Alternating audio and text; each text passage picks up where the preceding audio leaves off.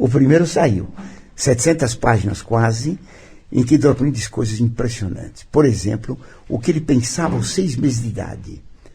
Aos 6 meses, no colo da mãe dele, tá claro, no dia do batismo.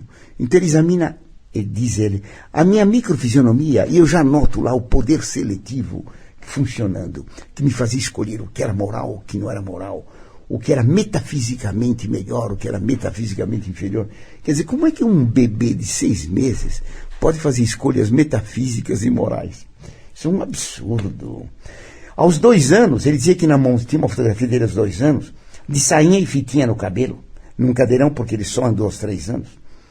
Falava já, mas andar não. Ele sempre foi muito preguiçoso. Mas aos 3 anos, ele com a mãozinha assim no cadeirão, olhando, disse que na mãozinha dele tinha mais autoridade que em Carlos Magno.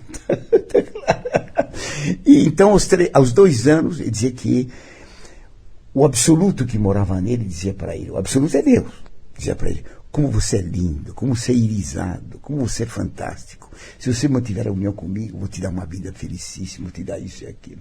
Então, uma longa página se autoelogiando e se considerando extraordinário aos 2 anos de idade. Quer dizer, isso evidentemente não é um caso de... Vamos supor que acontecesse. Não é um caso normal. Então, não estou dizendo que seria alguma coisa doentia. Mas não é normal que uma criança aos 6 meses de idade, aos 2 anos, conheça e faça distinções e escolhas metafísicas.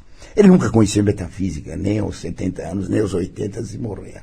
Então, como classificar essa sede de grandeza? Que se vê como o profeta que vai fundar uma nova era, que faz isso, que tudo gira em torno dele, que ele é o rio Arno, ele é o mar, ele não sei o que mais, ele é o urubu, ele é esmeralda, safira. Quer dizer, que mergulhos metafísicos são esses? Estranhíssimos. Uma pessoa que se vê assim como o mais importante do mundo, não o sendo, isso normalmente significa algum distúrbio, claro. No hospício tem gente que diz, eu sou Napoleão.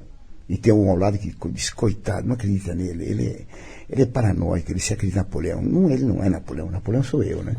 Te apresento aqui Josefina. E apresento o posto. Como sendo a Imperatriz Josefina. Isso é muito comum nos hospícios. Mas na TFP, esses sonhos de grandeza completamente fora do bom senso, que esse chileno classifica como paranoia, tá claro? São muito nítidos. O cardeal Parazzini, no dicionário de teologia moral dele, trata do tema paranoia. E diz que existe uma paranoia religiosa, em que uma pessoa, levada por um movimento interior, acaba se julgando o salvador da igreja, o salvador do mundo. Tá claro? Dr. Prince dizia um novo Noé. E a TFP seria uma nova Arca de Noé. Na Arca de Noé só tinha bicho. Na TFP tinha muita gente inteligente que ele destruía, fechando em salinhas, para ficar 30, 40 anos esperando abagar o castigo de Nossa Senhora de Fátima, que ia transformar o mundo e ia permitir ele, Plínio, se tornar o fundador da nova igreja. Agora é João Clá, que espera o retorno de Dr. Plínio, porque ele vai retornar, que nem Dom Sebastião. Morreu, mas voltar ressurrecto. Por isso o João Clá organizou o enterro dele com banda e bumbo. O João Clá fez para ele um enterro retumbante. Retumbante pode significar também retumba, é túmulo, retumbante, com bumbo e banda. Mas pode ser retumbante no sentido que enterrou ele de vez. E se colocou no lugar dele, sentou-se no trono do profeta. E hoje é o profeta substituto que vai fundar o Rei de Maria. Muito bem, então o livro trata da gnose de Dr. Plínio e de João Clá. João Clá é um mero repetidor, ele não é capaz de entender nada. Recentemente fez um sermão em que ele diz que na natureza humana, o homem tem 5, 6, 7 naturezas, não me lembro quantas. Então, natureza mineral, natureza vegetal, natureza humana, natureza angélica, natureza profética, natureza divina, que sei eu lá, quantas naturezas mais. Uma coisa de louco, ele nem sabe o que é natureza. Que a natureza é a essência de um ser enquanto atua.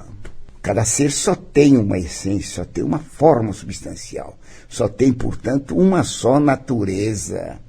Na natureza humana, tá certo? A essência do homem é o que é? O que constitui o ser humano? É a essência dele. O homem é um animal racional. Então ele tem corpo animal, com funções animais, e tem uma alma intelectiva, com inteligência, vontade, sensibilidade. Então o homem é capaz de pensar. Tá claro? Nós somos animais racionais.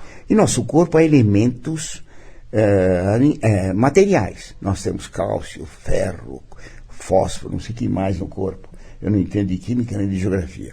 Geografia, evidentemente, é um termo irônico, não é? Eu não entendo de biologia. Eu não entendo de geografia. Sei que o estômago está por aqui. Na hora do almoço eu percebo ele.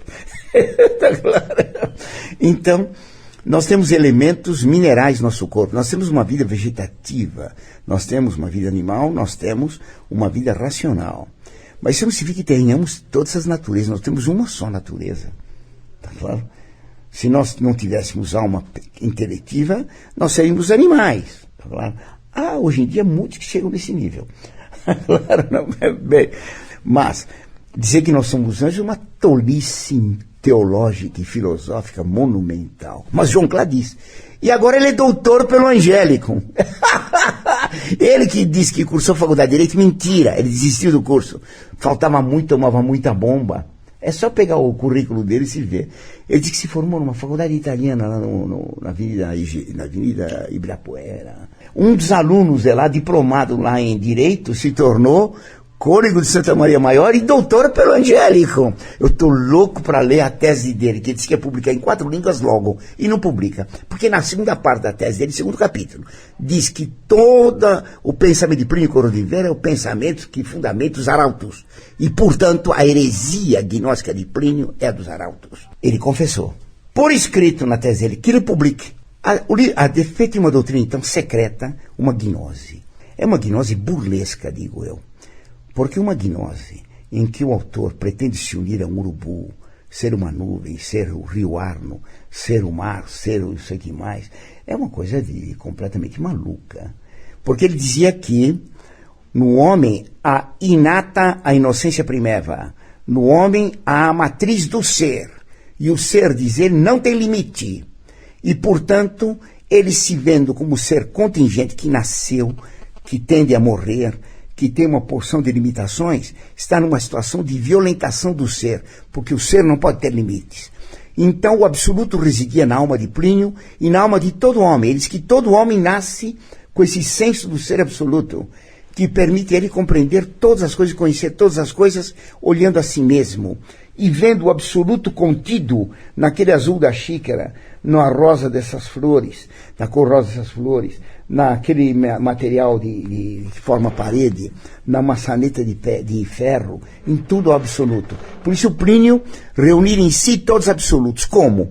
Por meio de uma intuição em que ele mergulhava em cada ser, unindo o absoluto dele ao absoluto daquele verde almofada.